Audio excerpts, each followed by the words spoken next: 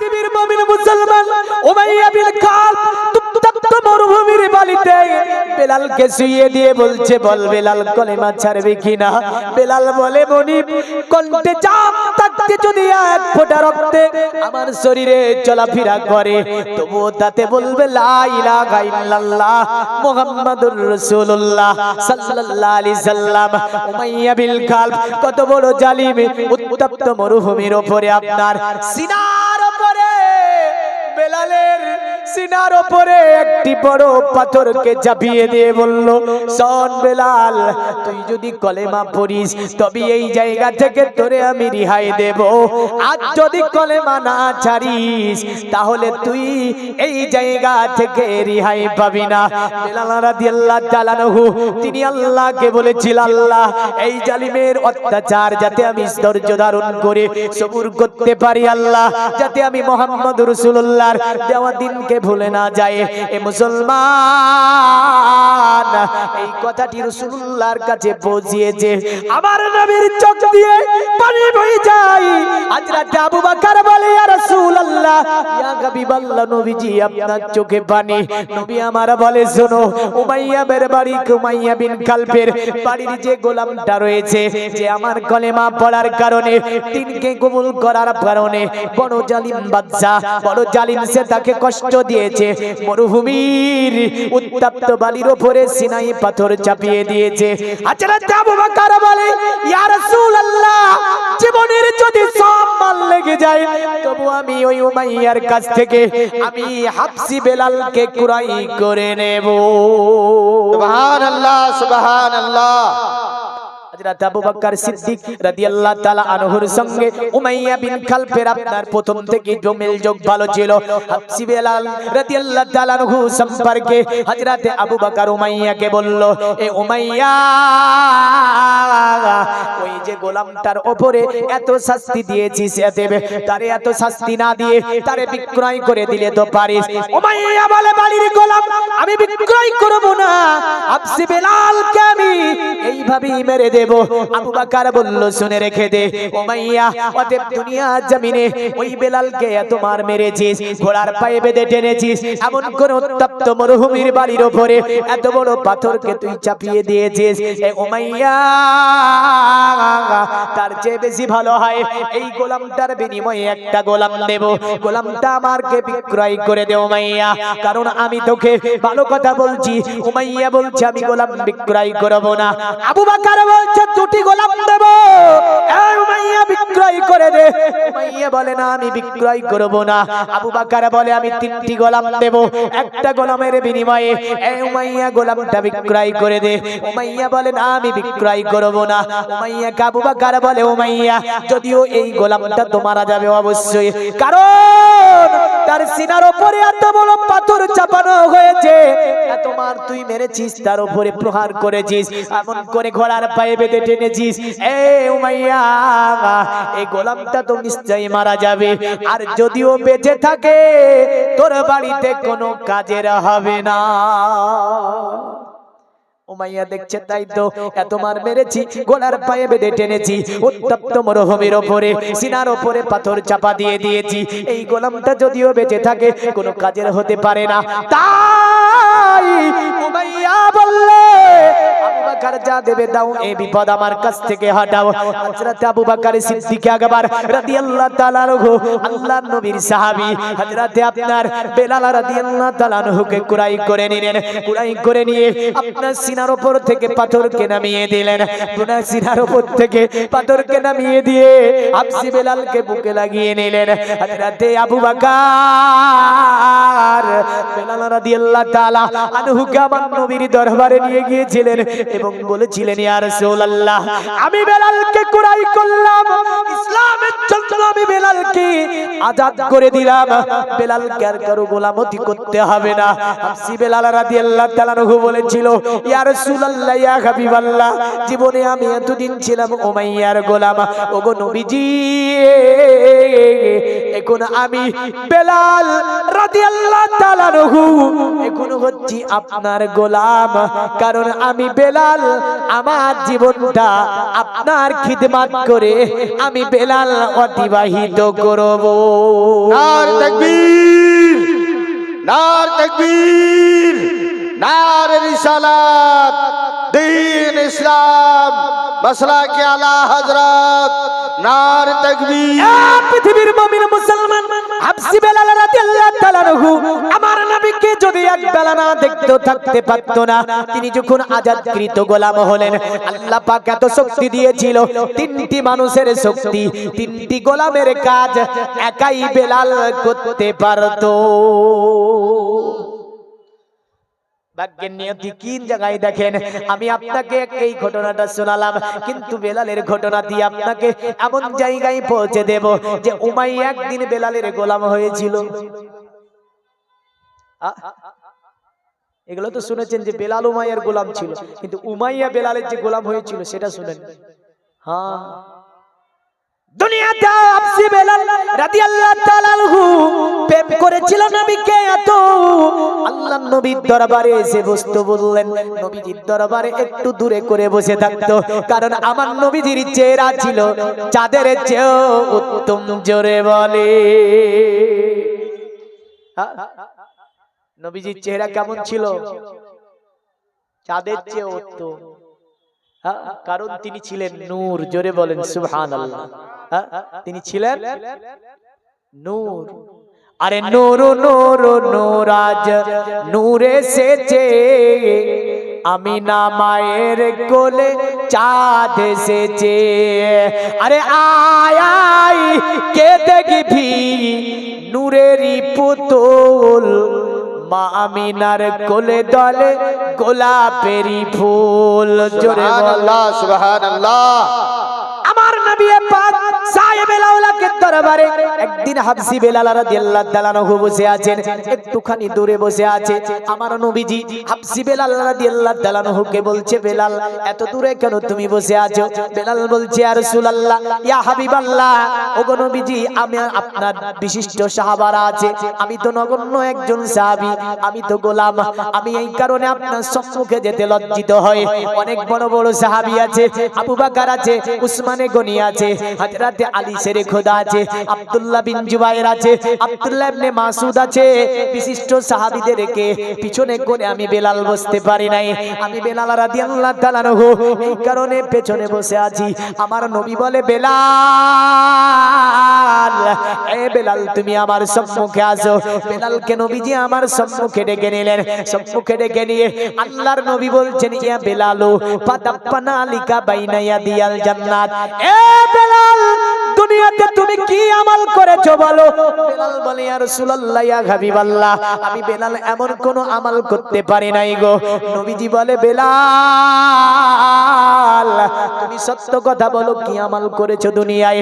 বেলাল বলে, ইয়া রাসূলুল্লাহ, ইয়া হাবিবাল্লাহ, ওগো নবীজি, আমি এমন কোন আমল তো করি নাই। আমার নবী বলে, বেলাল আমি তোমার পায়ের আওয়াজ জান্নাতের মধ্যে শুনতে পেয়েছি। জোরে বলেন সুবহানাল্লাহ। বেলাল বলছে, ইয়া রাসূলুল্লাহ, দুনিয়াতে এমন কোন আমল আমি করতে পারি না, তবে আমি বেলাল রাদিয়াল্লাহু তাআলা আনহু আমার যখনই ওযুটা ছুটে যায়, আমি বেলাল যেন ওযু বানিয়ে নি। কি করে? যখনই ওযুটা ছুটে যায় ওযু বানিয়ে নেয় এবং তাহিয়াতুল ওযুর 2 রাকাত নামাজ আদা করি। জোরে বলেন যুবক। বেলাল তো তখন ছিল যুবক। বেলাল বলে, ওযু ছুটে গেলে ওযু করিয়ে নি।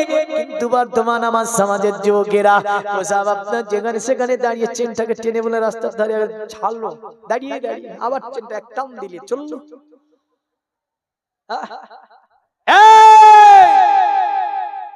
যদি জিজ্ঞাসা করি বলতো ওযু করতে হয় কি করে, বলতে পারে না। ওযুর ফরজ কাটা বলতে পারে না। আজ যদি ওকে বলা হয় বলতো প্রপোজ ডে কোনটা, রোজ ডে, বলে দেবে না? রোজ ডে ফুল দেবে, ওটা জানা আছে। চকলেট ডে, এটাও জানা আছে। চকলেট নেই হাতে আর একে চকলেট ওকে চকলেট, একদিন ফুল দেওয়া, একদিন গিফট দেওয়া, আর একদিন গিয়ে কিছু দিয়ে প্রমোট করে দেওয়া, আর একদিন গিয়ে ও আপনার কি করা, কুলাকুলি করা। এটাও জানে আমার যুবক, স্কুল কলেজ ইউনিভার্সিটিতে আজ এইগুলো চলছে। মনে রাখবেন আপনি, অতবার কি করা হলো, অতবার বলা হলো ভ্যালেন্টাইন ডে, বিশ্ব ভালোবাসা দিবস নামে যেটা খ্যাত। এই ভ্যালেন্টাইনটা কে ছিল?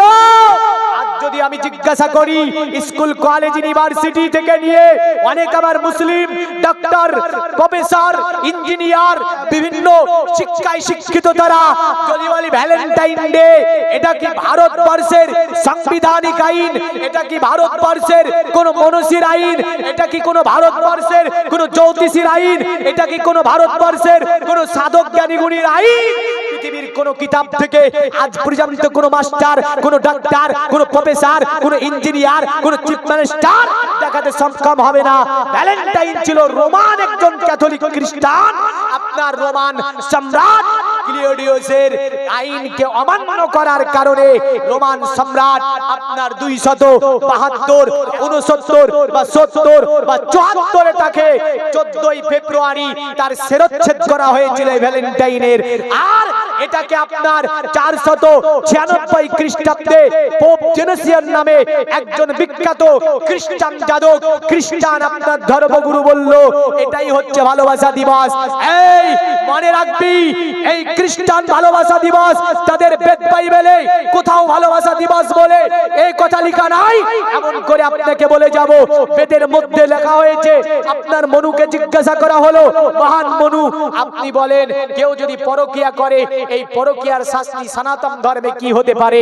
এই যে ভালোবাসা দিবস করে পরকীয়া, এতে ওতে যুবক জড়িয়ে যাচ্ছে।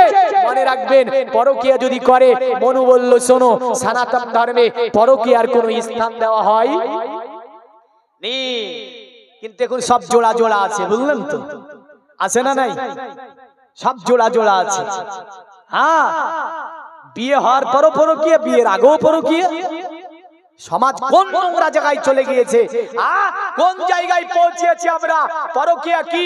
তো আপনার মনু বলল শুনে রেখে দাও, সনাতন ধর্মের কানুন দেখেন, পরকীয়াটা কি সনাতন ধর্মের। মনু বলল আং বরদারেসু চা সকতো চানিসা ধর্মহীনশ্চোতে পাপা জমদন্দে দন্দিতা। যে ব্যক্তি অন্য নারীর সঙ্গে পরকীয়া করিবে, পরকীয়া হচ্ছে শাস্ত্র অনুযায়ী মহান পাপ। মনুকে বলল, মহান মনু তুমি বলো, যদি কেউ পরকীয়া করে এবং তার সঙ্গে মেলামেশা করে, তার শাস্তি সনাতন ধর্মে কি হতে পারে? বলল ধর্মহীন, সে ধর্মকে অস্বীকার করলো, ধর্মকে অপমান করলো, তে পাপা জমদণ্ডে দণ্ডিতা। যদি কেউ পরকীয়া করে তার সঙ্গে মেলামেশা করে, তার শাস্তি সনাতন ধর্মে মৃত্যুদণ্ড দিতে হবে। কি দণ্ড দিতে হবে? মৃত্যুদণ্ড দিতে হবে। সনাতন ধর্মের কথা বললাম, এটা যে তাকে তার শাস্তি দিতে হবে মৃত্যুদণ্ড। ভারতীয় সংবিধান অনুযায়ী 497 ধারা, আপনার বিধি অনুযায়ী সংবিধান ডক্টর আম্বেদকর যখন আপনার সংসদে 494 জনকে সংসদে আপনার কমিটি গঠন করে কোরআন, বেদ, বাইবেল, মহাভারত, জন্মবাস্তা, ত্রিপিটক, রামায়ণ, গীতা, এমন করে পৃথিবীর বিভিন্ন মনীষী, আপনার জ্যোতিষী, ঐতিহাসিকদের কিতাবকে রেখে সংবিধান রচনা করলেন, একটি বিধির আপনার রচনা করলেন 497 ধারা। তাতে বলে দেওয়া হলো, কেউ যদি কারো সঙ্গে অন্যের সঙ্গে পরকীয়া করে আর তা যদি সেটা সাব্যস্ত হয়ে যায়, আর সেইভাবে পরকীয়া করে যদি মেলামেশা করে ফেলে, তবে তার ভারতীয় বিধি অনুযায়ী 5 বছরের তাকে জেল দেওয়া হবে এবং জরিমানা করা হবে। 5 বছরের জেল বা জরিমানা। তো 5 বছরের জেল জরিমানা বললো ভারতের সংবিধান। ভালোবাসা দিবস পালন হয়, এই নোংরামি করলে এর শাস্তি অবশ্যই নিতে হবে। তোমার অবদান ইসলামে সব জায়গাতে ভরা, কারণ তুমি অবদান রেখেছো ইসলামের প্রতিটা ধাপিতে, প্রতিটা ক্ষেত্রে, প্রতিটা বিষয়ে ইসলামকে অগ্রহী করেছো তুমি। আর আজ তোমার চরিত্র দেখে রাস্তার কুত্তাগুলো লজ্জা করে। ঠিক না ভুল? রাস্তাঘাটে চলতে গেলে দেখতে পান না কি চরিত্র, ছি ছি। আল্লাহ হেফাজত করে আমার জাতিকে এই নোংরা অসভ্য চরিত্র থেকে। সকলে বলুন আল্লাহুম্মা আমিন। আসি বেলাল বলছে ইয়া রাসূলুল্লাহ ইয়া হাবিবাল্লাহ, আমি বেলাল রাদিয়াল্লাহু তাআলা আনহু যখনই আমার ওযুটা ভেঙে যায় আমি বেলাল সঙ্গে সঙ্গে ওযু বানিয়ে নিই। আর ওযু বানিয়ে তায়াতুল ওযুর 2 রাকাত নামাজ পড়ে নিই। জোরে বলেন সুবহানাল্লাহ। আমার নবী বলে বেলাল, আল্লাহ পাক তোমার আমলকে বড় পছন্দ করেছে বেলাল, আর তোমার জন্য আমি রাসূলুল্লাহ জান্নাতের সার্টিফিকেট দিয়ে দিলাম। এ বেলালু ফাদাফানা লিকা বাইনা ইয়াদিয়াল জান্নাত। এ বেলাল তোমার পায়ের জুতার আওয়াজ আমি রাসূলুল্লাহ জান্নাতের মধ্যে শুনেছি। জোরে বলেন সুবহানাল্লাহ। দুনিয়ার মুমিন মুসলমান হাবশী বেলাল রাদিয়াল্লাহু তাআলা আনহুর সম্পর্কে ইমাম বুখারী শরীফের দ্বিতীয় খণ্ডে হাদিস বর্ণনা করছেন, যে হাদিসটাকে আপনার বিশ্বে জমিনে মার্কিন যুক্তরাষ্ট্রের একজন বিজ্ঞানী, যার নাম ছিল আপনার কি, যার নাম ছিল হ্যামিল্টন, বাড়ি ছিল আমেরিকার সরজমিনে। তিনি আপনার কি করেছিলেন, দুনিয়ার জমিনে তিনি বেদ পড়লেন, বাইবেল পড়লেন, রামায়ণ পড়লেন, মহাভারত পড়লেন, গীতা পড়লেন, ত্রিপিটক পড়লেন, চন্দেবাস্তা পড়লেন, এমন করে সাহেব পড়লেন, এমন করে মুসলমানদের আর কোরআনকে পড়লেন, এমন করে মুসলমানদের কিতাব আল হাদিসকে তিনি পড়লেন, এমন করে অনেক মনীষীর আপনার জীবনীগুলোকে একত্রিত করলেন, পরস্পর তিনি পড়লেন। তার সাথে আপনার বিশ্ব মানব জাহানের যিনি কল্যাণকর, যিনি মানব জাহানের সকলের নেতা, বিশ্ব আপনার বিজ্ঞানী, বিশ্ব দার্শনিক, যাকে আল্লাহ পাক দুনিয়াতে পাঠালেন সকলের সরদার নেতা করে, তিনি হচ্ছেন মুহাম্মদুর রাসূলুল্লাহ সাল্লাল্লাহু আলাইহি সাল্লাম। তার পুরো সিরাতকে বললেন, পড়ার পরে তিনি আমেরিকার বিখ্যাত মহান সম্মেলনের মধ্যে দাঁড়িয়েছিলেন, দাঁড়িয়ে বলেছিলেন, শুনে রেখে দাও, দুনিয়াতে আমি হ্যামিল্টন পড়েছি, বাইবেল, গীতা, রামায়ণ, ত্রিপিটক সব স্টেট বাই স্টেট পড়েছি, তবে আমি হ্যামিল্টন তোমাদের সম্মুখে মাত্র একটা নজির পেশ করব। সকলে তার মুখের দিকে তাকিয়েছিল, বলে হ্যামিল্টন আজকে কি বলতে চায়? তিনি একটি মুসলমানদের কিতাব থেকে, যে কিতাবটি বুখারী শরীফের বেলালকে নিয়ে রাসূলের একটি হাদিস, তিনি ওই হাদিসটাকে ইনপুট করেছিলেন এবং জাতিকে বলেছিলেন, শোনো, এই যে হাদিসটা দেখতে পাও না, পৃথিবীতে আমি এমন কথা বেদ বাইবেলে দেখতে পাইনি, মহাভারত জান্দেবাস্তায় দেখতে পাইনি, ত্রিপিটকে দেখতে পাইনি, অনেক মনীষীর জীবনী পড়েছি, তাতে এমন দেখতে পাইনি, অনেক ঐতিহাসিকের জীবনী পড়েছি, তাতে এমন দেখতে পাইনি। তাকে জিজ্ঞাসা করলো, মহান বিজ্ঞানী আপনি বলুন, আপনি কেমন কি বলতে চান? তিনি বলেন, আমেরিকার মানুষেরা শোনো, বিশ্ব মানবকে যিনি আদর্শ দিয়েছেন তিনি মুসলমানদের নবী, নাম হচ্ছে তার মুহাম্মদ সাল্লাল্লাহু আলাইহি সাল্লাম।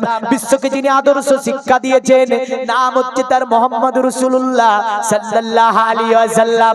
ইনার মতো পৃথিবীর জমিনে চরিত্রবান মানব আমি হ্যামিল্টন কাউকে দেখতে পাইনি। নারে তাকবীর, নারে রিসালাত, নারে রিসালাত, দ্বীন ইসলাম, কুমারপুর। তো চতুর্দিক থেকে তার দিকে তাকিয়েছিল, তিনি বলতেছিলেন, এখানে একটু লজ্জা করা দরকার আমাদের, দরকার না? দরকার না? আরে বাবারে, চুলের কি কাটিং, বুঝলেন তো? চুলের কাটিং দেখে মনে হচ্ছে বিরাট ব্যাপার, অথচ যদি কলেমাটা পড়তে বলে তো দাঁত ভেঙে চলে যায়। আর একদম মানে কালো চুল আল্লাহ দিয়েছে, তোর কত রকমের কালার দিয়েছে না, এমিন একটা বর্ডার, ওমিন একটা বর্ডার, টিকটক। হ্যাঁ, কি মানুষ, মরতে তো হবে একদিন, যুবক একটু ভেবে দেখ। কারণ একটা বুড়ো মানুষের ইবাদত আর একজন যুবকের ইবাদত, আল্লাহ যুবকের ইবাদতকে আগে কবুল করে, ভালোবাসে, সুবহানাল্লাহ বলবেন না? হ্যাঁ, কিন্তু ওই নাই, বেরিয়ে গেছে কেন? আর রাসূল করিম সাল্লাল্লাহু আলাইহি ওয়াসাল্লাম তিনি যা শিক্ষা দিলেন বিশ্ব জাহানে আজকে যদি দেখতে যাই এটা আমাদের লজ্জা যে হ্যামিল্টন একজন মুসলিম ছিলেন না। হ্যামিল্টন একজন মুসলিম ছিলেন না, কোরআন গড়গড় করে পড়তে পারতেন, কোরআনের মানে বলতে পারতেন। মুসলমানের ছেলে যারা কোরআন পড়া শিখনি এখনো শিখে নেবে, কারণ দুনিয়াতে আপনার বিদ্রোহী আপনার বিশ্বকবি রবীন্দ্রনাথ ঠাকুর গড়গড় করে কোরআন পড়া জানতো। এমন করে বিশ্বের জমিনে যিনি মুসলমান হয়েছিলেন না, যার মুসলমান হওয়ার ব্যাপারে অনেক সন্দেহমূলক কথাবার্তা রয়েছে ঐতিহাসিকদের মধ্যে, যিনি ছিলেন নীল আর্মস্ট্রং, তিনি কোরআন পড়তে পারতেন, মানেও বলে দিতে পারতেন। এমন করে নরেন্দ্র বসিং আমেরিকার বিখ্যাত লেখিকা মহিলা কোরআন পড়তে পারতেন, কোরআনের মানও করতে পারতেন। এমন করে দুনিয়ার জমিনে গিরিশচন্দ্র সেন সেনগুপ্ত ঘরের ছেলে আপনার ধর্মতে সনাতনী ধর্ম আপনার বিশ্বের জমিনে মুসলমানদের কোরআন পড়তেও পারতেন, মানেও করতেও পারতেন। সুন্দর করে মুসলমানদের কিতাবের মানে করে দিয়ে দিয়ে বলল, মুসলমান তোমাদের কিতাবের আমি বাংলা অনুবাদ করে দিলাম। এই গিরিশচন্দ্র সেন, এটা লজ্জা না যে আমরা কোরআন পড়াই জানি না, অথচ অন্য ধর্মের মানুষ আমাদের কোরআন পড়তেও পাচ্ছে, মানে করতেও পাচ্ছে। এটা আমাদের কাছে লজ্জার চেয়ে বড় কি হতে পারে? তো যিনারা কোরআন পড়া জানেন না তিনারা মনে মনে হলেও বলেন ইনশাআল্লাহ পড়া শিখে নেব, হ্যাঁ না? জোরে বলতে গেলে তো লজ্জা লাগবে, তো মনে মনে বলুন যে ইনশাআল্লাহ কোরআন পড়া শিখে নেব। হাদিসটা কি ছিল? হ্যামিল্টন বুখারী শরীফে দেখেছিলেন একদা রাসূলুল্লাহ ঘরে নবীজির সাহাবা বেলাল, এই গোলাম হাবশী বেলাল, তিনি আপনার দুপাহারের সময় যাবার পরে নবীর দরজায় খিড়কি নাড়া দিলেন। আমার নবী বলে, কে? বলে আমি বেলাল রাদিয়াল্লাহু তাআলা আনহু। আমার নবী বলে, বেলাল, ওগো বেলাল বলো। হযরতে হাবশী বেলাল রাদিয়াল্লাহু তাআলা আনহু বলে, ইয়া রাসূলুল্লাহ, ইয়া হাবিবাল্লাহ, ওগো নবীজি আমি বেলাল একটু আপনার সঙ্গে কথা বলবো, আপনার সঙ্গে দেখা করব।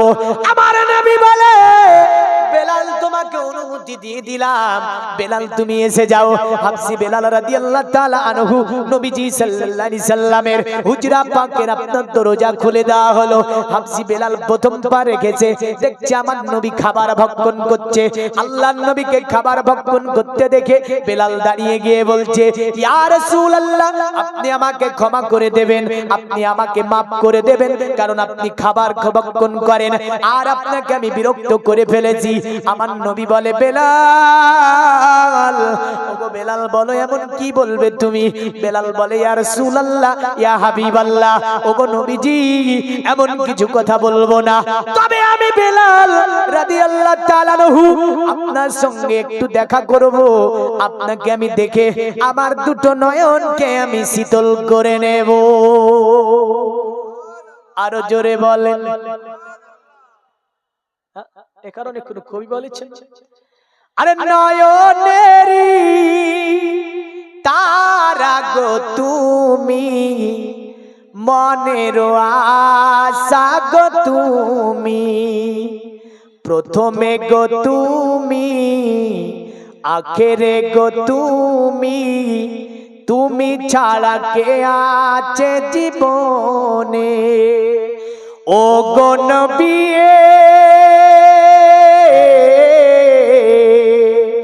ডেকে নাও তোমার পাক মদিনায়। জোরে বলেন, যাবেন না যাবেন না মদিনায়? ও গো নবী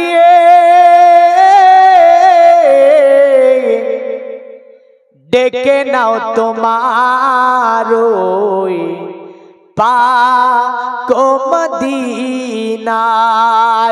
আরে যারা মোর নবীকে মানে না তাদেরই গোনাই কোনো ঠিকানা। জোরে জোরে, যারা নবীরে মানবে না তাদের কোনো ঠিকানা আছে?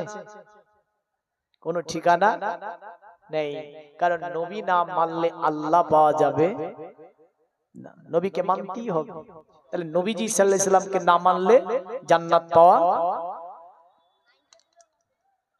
আরে জাহান্নামে জ্বলতে পারে না নবী পাকের ওই দিওয়ানা। জোরে বলুন।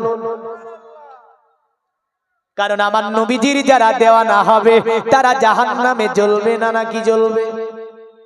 আরে জাহান্নামে জ্বলতে পারে না নবী পাকের ওই দিওয়ানা।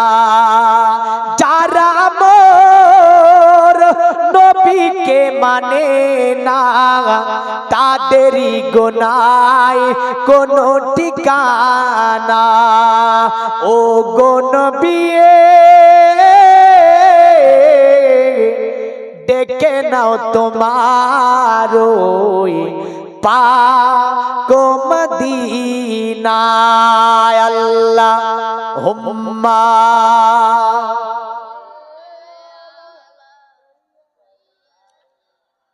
মাওলানা মুহাম্মদ আলা আলি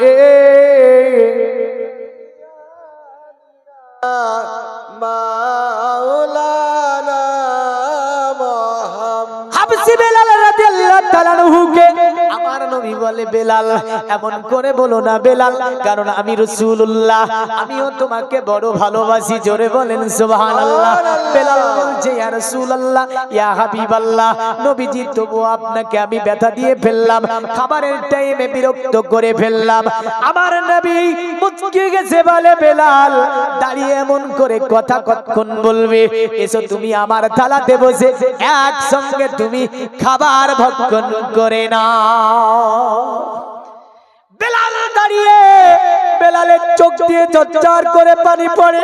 বলে, ইয়া রাসূলুল্লাহ, ইয়া হাবিবাল্লাহ, দুনিয়ার জমিনে অনেক রাজা বাদশা দেখেছি, কোন বাদশা নিজে প্রজাকে একই তালাতে নিয়ে খাওয়া দাওয়া করে না। কোন মনিব নিজের গোলামকে এক তালাতে নিয়ে খাওয়া দাওয়া করে না। এমন করে পৃথিবীতে অনেক রাজা বাদশার দরবারে গিয়েছি, গোলামকে কোন বাদশা একই থালাতে খাবারের আমন্ত্রণ জানায় না। কিন্তু আপনি বাদশার বাদশা, দুটি জগতের বাদশা, আপনি আমার মতো একজন কালো কুৎসিত গোলামকে আপনার থালাতে একই সঙ্গে খাবারের জন্য আহ্বান জানান। আমি বেলাল যেন ফেদা হয়ে গিয়েছি, আমি যেন আপনার চরিত্রে মুগ্ধ হয়ে গিয়েছি। আমার নবী বলেছিল, বেলাল যদিও তোমার অপরটা কালো, ভিতরটা যেন আলো। আমাদের ওপরটা আলো, ভিতরটা কালো, বিলকুল মহাকাল। মহাকাল বুঝেন না? এই যে জলে দেখবেন না মহাকাল, আমাদের মুর্শিদাবাদের মানুষ বুঝবে। মহাকাল চিনেন তো নাকি? মহাকালের ওপর আপনার লাল, ভিতর কালো, মহাকালের ফল দেখতে ভালো। ঠিক না ভুল? অনুরূপ সমাজে কিছু মহাকাল বেরিয়েছে, ওপর ভালো ভিতর কালো। দৃষ্টান্ত দিয়েছে আমার আল্লাহ, ওরা হচ্ছে মহাকাল। ওদের দেখে চিনতে পারবে না, কারণ তারা মহাকালের মতো। ওপরে সবকিছু ঠিক আছে লেভেলিং, কিন্তু মধ্যে আছে রাসূলের আপনার দুশমনি, নবীজির গীবাত, নবীজির আপনাকে নিয়ে, নবীজিকে নিয়ে কটূক্তিমূলক বাক্য। তারা হচ্ছে মহাকাল স্বরূপ। আবসি বেলালকে নবী বলে, এ বেলাল তোমার যদিও ওপরটা কালো, ভিতরটা যেন আলো। এ বেলাল এসো তুমি আমার থালাতে একসঙ্গে খাবার ভক্ষণ করে নাও। আবসি বেলাল বলে, ইয়া রাসূলুল্লাহ, ইয়া হাবিবাল্লাহ, আমি বেলাল আজকে আপনার থালাতে একসঙ্গে খাবার ভক্ষণ করতে পারবো না। আমার নবী বলে, বেলাল, ওগো বেলাল, তুমি কেন পারবে না? বেলাল বলে, ইয়া রাসূলুল্লাহ, আমি বেলাল যেন রোজা রেখেছি। হ্যামিল্টন বলেছিল তাই দেখেন ওই যে নবী মোহাম্মদের চেহারা লাইটের চেয়ে উত্তম, কারণ যার চেহারাতে কি হয় চিররণ্য সোনা কোনা গয়না প্রতি মুদ্দাতিং নিপ্রলিঙ্গ চতুর্দশান করিশনীয় নো সতিং অততে সং ভবিষ্যন্তি মানাংসি বিসদানি বে বসুদেবঙ্গরা গাতি পুণ্যকন্দা নিষ্পৃশম পরজনম পদনং বে হাত স্কিলাল সুসা চিররণ্য সোনা কোনা গয়না প্রতি মুদ্দাতিং তিনার চেহারা হবে লাইটের মতো, তার চেহারাতে অন্ধকার দূরভূত হবে। জোরে বলেন সুবহানাল্লাহ। এতটাই আমরা ঋষিরা বলতে পারবো, তবে তেটা বিচিত্রপূর্ণ ছেলে হবে, তার সঙ্গে কারো তুলনা হবে না। আরো ক্লিয়ার করে বলেছে অবতার কলির কল কি পুরাণের মধ্যে দেবা ধর্মা চিত্র যুগা দেবা লকচ্চ চারা গুচ্চ পিষ্টস্য সন্তুষ্টা কল্ক রজনী চাবুবা নানা দেবা দেলিঙ্গে সুভুসানি ভূষিতে সুচা ইন্দ্রজালি বুদ্ধতি কল্পকা পূজাকা জনন শান্তি বলল দেবমূর্তির পূজা যদি তোমরা করো না কেন, যখন অবতার কলির কলকি দুনিয়াতে আসবে দেবমূর্তি গুলো পর্যন্ত অবতার কলির কলকিকে সম্মান জানাবে। জোরে বলবেন না সুবহানাল্লাহ। শুধু তাই নাই হুষ্টা পৃষ্ঠা সন্তুষ্টা কল্ক রজনী চাবুবা নানা দেবা দেলিঙ্গে সু ভূষানে ভূষিতে সুচা। তবে তাজ্জুবকর বিষয় হচ্ছে তিনি যখন আসবে দুনিয়ায়, যে মরুভূমিতে জীবনে ঘাস বেরায়নি মরুভূমিতে ঘাস বেরাবে, যে গাছ শুকিয়ে গিয়েছিল শুকনো গাছ থেকে পাতা বেরাবে, অবতার কলির কলকি দুনিয়াতে আসাতে শুকনো গাছে ফুল ফুটবে। যে পশুর স্তনে দুগ্ধ ছিল না পশুর স্তনে দুগ্ধ আসবে। তবে তাজ্জুবকর বিষয় হচ্ছে মুলকে শামের একজন মহিলা তিনি অবতার কলির কলকিকে একটা দুর্বলতম গাদার উপরে সওয়ার করে নিল, গাদাটা দুর্বল থাকলো না সাম্বাল হলো।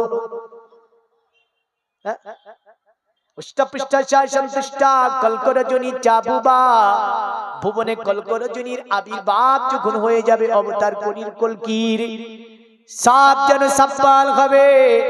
শুধু তাই নয়, আমরা অন্য কবিতাকেও দেখতে পাই, আরে সত্য সত্য উঠিনি মক্কা এলো জীর্ণ গাধা নিয়ে হালিমা এলো, হালিমা তোমার দেখা নেহি আর, তোমার কোলে শিশু নবী রায় ও নবী নবীজি আমার। জোরে বলেন সুবহানাল্লাহ। আরে সোতের পানি নিয়ে এলো মক্কায়, বাতিল বিদায় হলো তিনারি ছোঁয়ায়, বেদিনেরা কয় পূজা নেহি হয়। কারণ দেবা ধর্মা চিত্র যুগা দেবা লকচ্চ চারা। যাই করো না কেন অবতার কলির কলকি দুনিয়াতে জমিনে আসলে মূর্তিগুলো তার দিকে ঝুঁকে যাবে। বেদিনেরা কয় পূজা নেহি হয়, মক্কাতে আলামিনুরায় ও নবী নবীজি আমার, ও নবী নবীজি আমার, ও নবী নবীজি আমার। জোরে বলে সুবহানাল্লাহ। শুধু তাই নয়, এ মুসলমান তাই আপনার হ্যামিল্টন বলতেছিল শোনো আল্লাহর রাসূলের চেহারা ছিল চাঁদের চেয়ে উত্তম, আর একটা কালো কুৎসিত চেহারার গোলামকে একই থালাতে যিনি খাওয়া দাওয়ার জন্য আহ্বান করেছিল, ওই মুহাম্মদ সাল্লাল্লাহু আলাইহি ওয়াসাল্লামের মতো চরিত্র পৃথিবীতে আর কারো হতে পারে না, কারণ তিনি হলেন সর্বশ্রেষ্ঠ চরিত্রের অধিকারী। তিনার মতো চরিত্র পৃথিবীতে কেউ গঠন করতে পারেনি, আর কেউ পারবে না। জোরে বলেন সুবহানাল্লাহ। যদিও আপনার বেদে বলেছে অস্পমাসু গমারুহে দেবদত্তং জগৎপাতি, অসিনা সাধুদামান নামাজটি সবার যে গুণান্বিতন, মানে তিনি হবে সর্বশ্রেষ্ঠ মানব, তার মধ্যে পৃথিবীর সব ধরনের সদ্গুণের অধিকারী হবেন তিনি। কারণ তিনার কাছে গোলামের এমন করে বাদশার মন্ত্রীর এমএলএর কোনো পার্থক্য থাকবে না। তিনি এমন একটি সভ্যতা চালু করে দিয়ে গেলেন যে কাদের সঙ্গে কাঁধ মিলিয়ে, আপনার টাকনুর সঙ্গে টাকনু মিলিয়ে নামাজ পড়তে হবে। চাহে এমএলএ হোক, এমপি হোক, মন্ত্রী হোক, চিফ মিনিস্টার হোক, মাস্টার হোক, ডাক্তার হোক, ফকির হোক, মিসকিন হোক, ইয়াতীম হোক, দরিদ্র হোক, এমন করে যে ইচ্ছা হোক না কেন নামাজে দাঁড়িয়ে এমন করে ফকিরের কাঁধে কাঁধ মিলাবে একজন বাদশা। তিনি শিক্ষা দিয়েছেন, হ্যামিল্টন বলেছিলেন শোনো, দুনিয়াতে তিনি শিক্ষা দিলেন কি একজন মিসকিনের কাঁধে কাঁধ মিলাবে একজন মন্ত্রী। তিনি শিক্ষা দিলেন কি দুনিয়াতে শিক্ষা দিলেন একজন ইয়াতীম অসহায়ের কাঁধে কাঁধ মিলাবে একজন বিশিষ্ট মালদার। তার কাছে মালদার ইয়াতীম বলে কিছুই নাই, মানুষ বলতে তিনার কাছে সকলই সমান। তাই আমি হ্যামিল্টন বললাম পৃথিবীতে কোনো মনীষী এমন চরিত্র গঠন করতে পারেনি যতটা মোহাম্মদ করেছে। তাই তোমরা যদি বাঁচতে হয় ইসলামকে মেনে নাও, তোমরা যদি বাঁচতে চাও ইসলাম কবুল করে নাও, তোমরা যদি পৃথিবীতে শান্তি শৃঙ্খলভাবে বসবাস করতে চাও ইসলামের ছায়াতলে আশ্রয় নাও, তোমাদের জীবনটা শান্তির হয়ে যাবে। আর মোহাম্মদকে যদি মেনে নাও তোমার দুটি জগৎ কল্যাণ হয়ে যাবে। একটা অন্য ধর্মের মানুষের কথা ছিল, আল্লাহর নবীকে নিয়ে। বেলাল রাদিয়াল্লাহু তাআলা আনহু তিনি আপনার রাসূলকে কত ভালোবাসতেন, আমার নবীকে কতটা প্যার করতেন। নবী আমার যখন 622 খ্রিস্টাব্দে মক্কা ছেড়ে মদিনার রাস্তার দিকে হিজরত করে চলে গিয়েছিল, এ মুসলমান হাবশী বেলাল রাদিয়াল্লাহু তাআলা আনহু তিনি বলেন যে দেশে নবী নাই ওই দেশে বেলাল হাবশী থাকবে না। কারণ যে দেশে নবী থাকবে না বেলাল ওই দেশে থাকবে না। হাবশী বেলাল রাদিয়াল্লাহু তাআলা আনহু হিজরতের পরের দিনে তিনি ভাবে আমি বেলাল নবী বিহীন আমি কেমন করে থাকবো দুনিয়ায়। কারণ আমি বেলাল রাদিয়াল্লাহু তাআলা আনহু নবী বিহীন দুনিয়া থেকে আমি কেমন করে থাকবো। তাই তিনি হিজরত করে চলে গিয়েছিলেন। এ মুসলমান মনে রাখবেন তিনি আপনার ইসলামের প্রথম নম্বরে মুয়াজ্জিন ছিলেন, যে মুয়াজ্জিনের আযান আসমানের ফেরেশতা থেকে নিয়ে জিন ইনসান এমন করে আকাশে বাতাসে মুখরিত হয়ে যেত আযান, সকল স্তব্ধ হয়ে বেলালের আযান শ্রবণ করত। জোরে বলেন সুবহানাল্লাহ। একদা বেলাল রাদিয়াল্লাহু তাআলা আনহু মসজিদে নববীতে ফজরের আযানের জন্য বেলাল রাদিয়াল্লাহু তাআলা আনহু তিনি যেন বারবার আসমানের দিকে তাকাচ্ছেন। বেলালের জামানায় কিন্তু ঘড়ি ছিল না, ছিল এই ঘড়ি ছিল না, এরকম ঘড়ি ছিল না।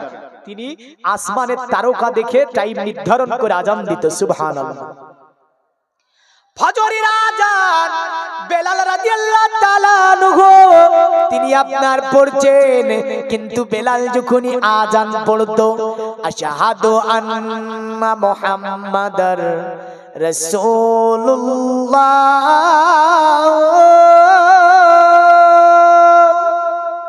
সঙ্গে সঙ্গে আমার নবী পাকের হুজরা মোবারকের দিকে নিজের চেহারাকে ঘুরিয়ে দিত। কি প্রেম ছিল, কি মহব্বত ছিল, কি ভালোবাসা বেলাল বেসেছিল আমার নবীকে। তিনি একদিন ফজরের আযানে দিচ্ছেন, কিন্তু তিনি তাকালেন মায়েশার হুজরার দিকে, নবী কিন্তু বের হয় না। একাধিক ফজরের আযানে রাসূলুল্লাহকে তিনি মসজিদে নববীতে পেতেন, কিন্তু সাইয়েদিন নবী আমার মসজিদে নববীতে নাই। বেলাল হাবশী রাদিয়াল্লাহু তাআলা আনহু মসজিদে নববীতে আযান শেষ করলেন, আপনার বারবার আয়েশার হুজরার আপনার চৌকাঠের দিকে বেলাল যেন আপনার তাকায়, নবী আমার যেন তিনি বের হয় না। হাবশী বেলাল রাদিয়াল্লাহু তাআলা আনহু বারবার যেন চৌকাঠের দিকে তাকায়। মুসলমান মনে রাখবেন বেলালি আযান শুনে আবু বকর সিদ্দিক আকবর রাদিয়াল্লাহু তাআলা আনহু গুটি গুটি পায়ে মসজিদে নববীতে হাজির হয়ে গেলেন। উসমানে গনি চলে আসলেন, আলী শেরে খোদা মুশকিলে কোসা মসজিদে নববীতে হাজির হলেন। আব্দুল্লাহ বিন জুবাইর, আব্দুল্লাহ ইবনে মাসউদ সাহাবী, বিশিষ্ট সাহাবীরা মসজিদে নববীতে এসে হাজির, কাতারবদ্ধভাবে বসে আছেন, কিন্তু নবীর হুজরা পাকের দিকে বারবার তাকায়, নবী আমার বের হয় না। আযান আপনার জামাতের সময় হয়ে গেল, যেন নবী বের হয় না। বেলাল তিনি ভাবছেন কি করব আল্লাহ, তোমার নবীকে আয়েশা গুজরাতি রয়েছে, কারণ নবীকে তো ডাকার অনুমতি নাই, কারণ সাহাবারা নবীকে কত ভালোবাসতো যে নবী আমার আয়েশার গুজরা মোবারকের মধ্যে আছে, জামাতে রক্ত হয়ে যায়, তবু সাহাবারা আমার নবীকে ডাকতে পারে না। জোরে বলেন সুবহানাল্লাহ। মুসলমান শুধু তাই নয়, আল্লাহর নবী দিকে তাকিয়ে আছে, জামাতের টাইম যেন লেট হয়ে যাচ্ছে। হযরত উসমানে গানি বলে, এ আবু বকর, আল্লাহর নবী কি নেই বাড়িতে? আল্লাহর নবী কেন বের হয় না? আবু বকর নামাজটা পড়িয়ে দাও। তবুও তারা নবীকে আপনার ডাকতে পারে না, কারণ তারা জানে আমার নবী যদি আরাম করে, নবীর ঘুম নামাজের চেয়েও উত্তম। সুবহানাল্লাহ, সুবহানাল্লাহ। নবীর ঘুম কি? নবীর ঘুম নামাজের চেয়ে উত্তম। সাহাবীর আকীদা যে নবীর ঘুম নামাজের চেয়ে উত্তম, ডাকতে পারে না।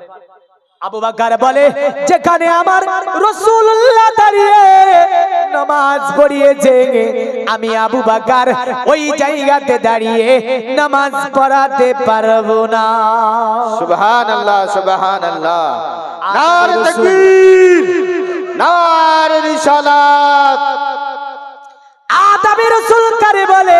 হযরত উসমানে গনি রাদিয়াল্লাহু তাআলা আনহু হযরত ওমর ফারুক কে বলে, তুমি পড়িয়ে দাও।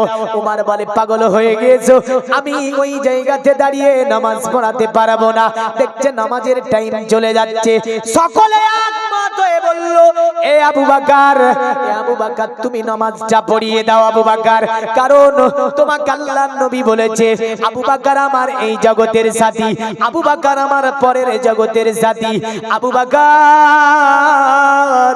তিনি বলে, আমার রাসূলুল্লাহ দাঁড়িয়ে যেখানে নামাজ পড়িয়েছে, আমি আবু বকর ওই জায়গাতে দাঁড়িয়ে নামাজ পড়ানো বেদবি মনে করি, এটা রাসূলের সম্মান, তাই তিনি একটু হটিয়ে দিয়ে নামাজকে আপনার বললেন।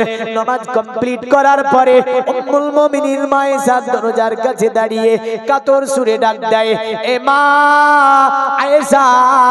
মা আয়েশাতুল হুমায়রা আওয়াজ দিলেন, বলে কি হয়েছে? বলে আল্লাহর নবী কি আপনার ঘরে আরাম করছেন না? আয়েশা বললেন, না তো, আল্লাহর নবী অনেক রাত্রিতে আমার বিছানা থেকে উঠে গিয়েছে। কেন রাসূলুল্লাহ কি মসজিদে নববীতে নাই? সাহাবারা বলছে, না তো, তাহলে নবী কি হযরত সালমার ঘরে গিয়েছে?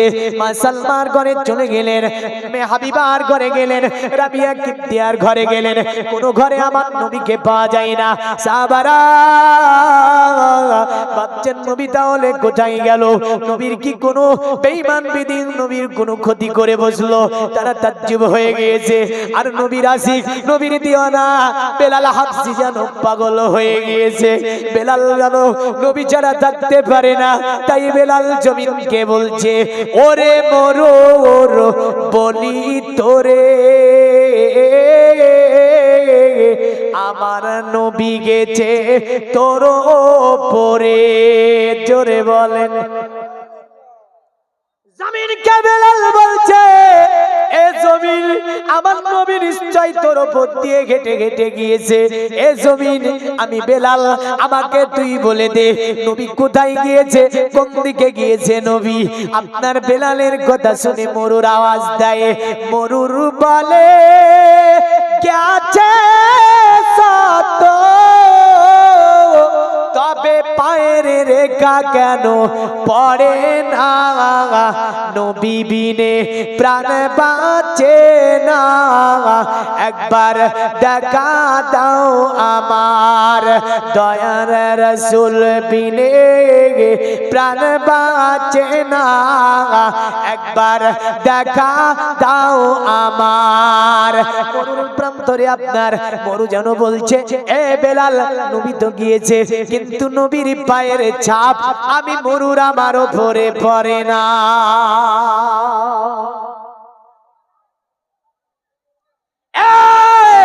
মুসলমান মনে রাখবেন, নবী সাল্লাল্লাহু আলাইহি সাল্লাম যদি খালি পেয়ে মরুর উপর দিয়ে হেঁটে যেত, আমার নবীর পায়ের ছাপ জমিন গ্রহণ করত না।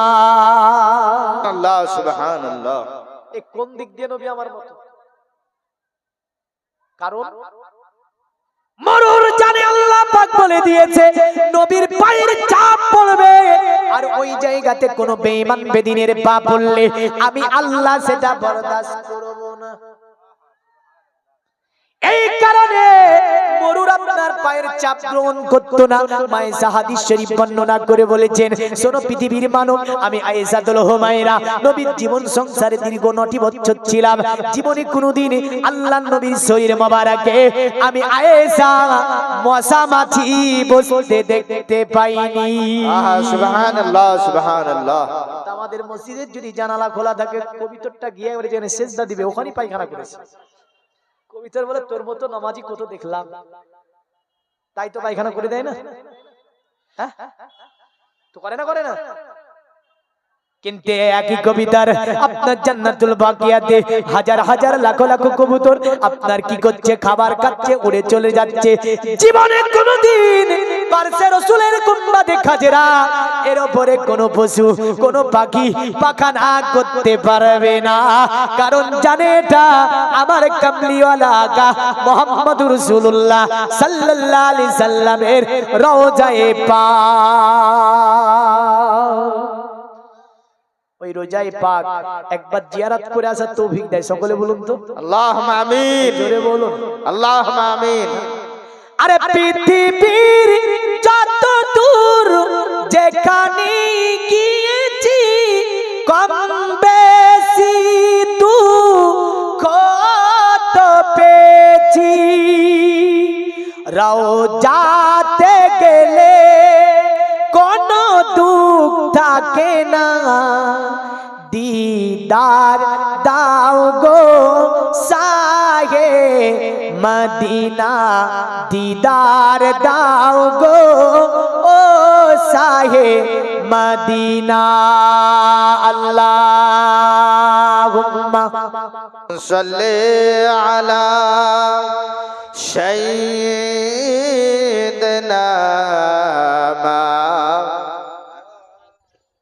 মাওলানা মুহাম্মদ। বেলাল রাদিয়াল্লাহু তাআলা আনহু এই যে আপনার তিনি কি বলছে, মরুরকে বলছে, তো মরুর বলছে নবী তো গিয়েছে কিন্তু আমার পায়ের উপরে আমার উপরে নবীর পায়ের ছাপ পড়ে না, জোরে বলে। তো তিনি একটা বিচিত্রপূর্ণ মানব, একথা বেদ বলেছে যে তিনি একটা বিচিত্রপূর্ণ ছেলে হবে। তিনি কেমন বিচিত্রপূর্ণ হবে, কেমন হবে? তো বলতে গিয়ে বলেছে, শোনো, ষষ্ঠী সহস্র নবতিং চকরা, 60,090 জনের মধ্য থেকে তিনি ছিলেন দেশত্যাগী। আচ্ছা, আলাউদ্দিন 1000 টাকা নগদ দিয়ে দিয়েছে। আল্লাহ আলাউদ্দিনের দানকে আপনি কবুল ও মঞ্জুর করুন, হায়াত দারাজ করুন, মুসিবত থেকে হেফাজত করুন। সুবহানাল্লাহ, আলহামদুলিল্লাহ। একটু দ্রুত পড়েন আল্লাহুম্মা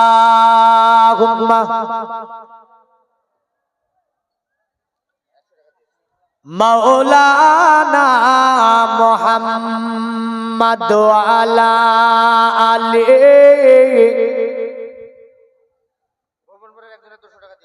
আরে কাটে জিন্দেগানি নবীজির সারোনে, জোরে বলেন, কাটে জিন্দেগানি নবীজির সারোনে, নবীর দেখা পাই যেন শয়নে সপনে। আরে নবীজির কি আশিকি ছিল হাজিরাতে বেলাল, না দিলে আজান হতো না সকাল, জোরে বলেন। একই ছিল চাওয়া বেলালের জীবনে, কাটে জিন্দেগানি নবীজির সারোনে, নবীর দেখা পাই যেন শয়নে সপনে। হাজিরাতে আবু বকর নবীকে চেয়েছিলেন কত, তার অর্থ ধন সম্পদ ছিল যত, লুটিয়ে দিল সবই নবীজির কদমে, কাটে জিন্দেগানি নবীজির শরণে। সুবহানাল্লাহ। খুশালপুরে বাড়ি, মসজিদের উদ্দেশ্যে ১৫০০ টাকা দিয়েছে। আল্লাহ দিনার দানকে কবুল ও মঞ্জুর করুন, হায়াত দারাজ করুন। আত্মীয় স্বজন যিনারা অন্ধকার ঘরে, তাদের কবরগুলোকে কুশাদা মানোয়ার করে জান্নাতের টুকরা বানিয়ে দিন। সকলে বলুন আল্লাহুম্মা আমিন। এ মুসলমান, বলে যাই বেলাল রাদিয়াল্লাহু তাআলা আনহু, তিনি পাগলের একজন নাই। বেলা যেন এসে গিয়েছে, যেন রৌদ্র উঠে গিয়েছে। বেলাল তিনি যেন আপনার আমার নবীকে খোঁজার জন্য তিনি মরুভূমির দিকে চলে গিয়েছে। মনে রাখবেন, যিনারা আশিক হন, যিনারা আপনার নবীর প্রেম করেন, নিশ্চয় আমার নবী যেই দিকে আছে ওই দিকে মন নিয়ে চলে যাবে। তাই বেলাল রাদিয়াল্লাহু তাআলা আনহু মরুভূমিতে চলে যায়। রাখালের বেঈমান বেদিনের ছেলেরা তারা যেন কি করছিল? তারা যেন ছাগল বকরি চড়াতে ছিল, দুম্বা চড়াতে ছিল। বেলাল ডেকে বলে, ওরে রাখাল, বলো তো ভাই, আমার নবী গেছে কোথায়? বেলাল ডেকে বলে, এরা খালের দলেরা, তোমরা কি আমাদের আমার নবীকে দেখেছো? আমার নবীকে কি তোমরা দেখেছো? কিন্তু ইহুদির রাখাল, বেঈমানদের রাখাল, তারা তো নবী চিনে না, নবী জানে না, নবী মানে না। তারা আপনারা বললো, অতএব তারা বললো, শুনে রেখে দাও, তোমরা কারে নবী বলো, আমরা তো তারে নবী হিসাবে জানতে পারি না। তারা বলছে, শোনো, আমরা তো নবী চিনি না, তবে একটা লোক ওই গাছটার নিচে সিজদায় পড়ে কান্না করে। তবে একটা লোক ওই গাছটার নিচে সিজদায় পড়ে কান্না করে। রোজ হাসরে কঠিন দিনে আমার উম্মত কেমনে হবে পার? নবী বিনে প্রাণ বাঁচে না, একবার দেখা দাও আমার। রাখালিরা বলল, শোনো, ওই গাছটার নিচে কেউ যেন সিজদায় পড়ে কান্না করে। আরবি ভাষায় বলে, ইয়া রাব্বি হাবলি উম্মতি, আল্লাহ আমার গুনাহগার উম্মতের কি হবে? বেলাল দৌড় দিয়ে যাবার পরে দেখে আমার কামলিওয়ালা আকা নবী মুস্তাফা সাল্লাল্লাহু আলাইহি সাল্লাম বাবুল গাছের ছায়ার নিচে সিজদায় দিয়ে কান্না করে। আল্লাহ, আমার গুনাহগার উম্মতের কি হবে? আল্লাহ, আমার গুনাহগার উম্মতের কি হবে? আল্লাহ, আমার গুনাহগার উম্মতকে maaf করে দাও। এ মুসলমান, বেলাল বলে, ইয়া রাসূলুল্লাহ, ইয়া হাবিবাল্লাহ, ওগো নবীজি, সিজদা থেকে মাথা উঠিয়ে নিন। আমি বেলাল রাদিয়াল্লাহু তাআলা আনহু, আমার জীবনেতে এমন কোনো আমল ইবাদত নাই। ইয়া রাসূলুল্লাহ, ইয়া হাবিবাল্লাহ, আমি বেলাল আমার জীবনের যে আমলটি, ওই আমলটা আপনার উম্মতকে আমি দিয়ে দেব। ওগো নবীজি, আপনার চোখের পানিতে মরুভূমির বালি ভিজে গিয়েছে। ইয়া রাসূলুল্লাহ, দয়া করে সিজদা থেকে মাথা উঠিয়ে নারে তাকবীর, নারে রিসালাত, নারে রিসালাত, দীন ইসলাম, দীন ইসলাম, মাসলাকে আলা হযরত, নারে তাকবীর, নারে রিসালাত, কুমারপুর কমিটি বৃন্দ।